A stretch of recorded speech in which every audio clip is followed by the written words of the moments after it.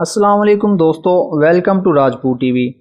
अभी चंद घंटे कबल लबनान की बंदरगाह बैरूत पर बड़े धमाके हुए हैं, जिन्होंने हिरोशिमा और नागासाकी पर होने वाले तबाहकुन एटमी हमलों की याद ताज़ा कर दी है। इन धमाकों की शिद्दत क्या थी, आइए जानते हैं।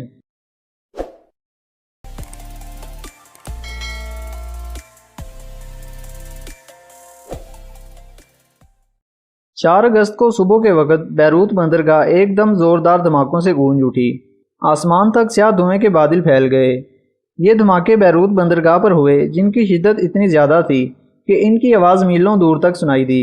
इन धमाकों की जद में आकर कई इमारतें मलबे का ढेर बन गईं, जबकि 50 अफराद मौका पर दम तोड़ गए। कई लोग अब भी मलबे तले मौजूद हैं। अब तक तकरीबन 3000 अफराद जख्मी हो चुके हैं। कहीं दूर खड़े शख्स ने पहले धमाके के बाद उठने वाले धुएं की वीडियो बनाई। इसी दौरान दूसरे धमाके की शिद्दत से वो शख्स ज़मीन पर जा गिरा। जो लोग समंदर में कश्ती पर सवार थे, उनकी कश्तियाँ उलट गईं।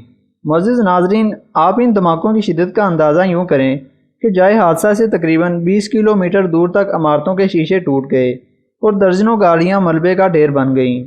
धमाके के दौरान करीब खड़े लोग खासी ऊंचाई पर हवा में उड़ते दिखाई दिए।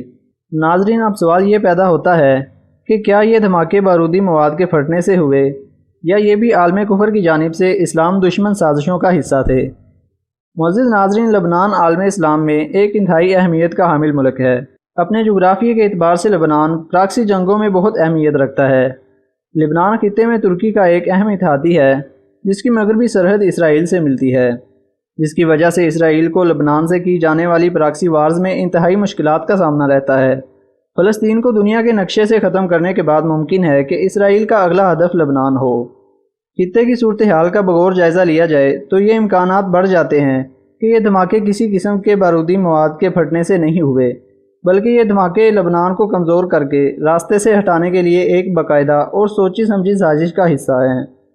इन दो धमाकों में एक धमाका पहले धमाके से कुछ फासले पर लबनान के वज़ीर आज़म साद अल हरारी के घर के करीब हुआ, जिससे यह खदशा और भी बढ़ जाता है कि यह धमाका बारूदी मवाद के फटने से नहीं हुआ, बल्कि इन धमाकों में लबनान मुखालिफ कुव्वतों का हाथ हो सकता है।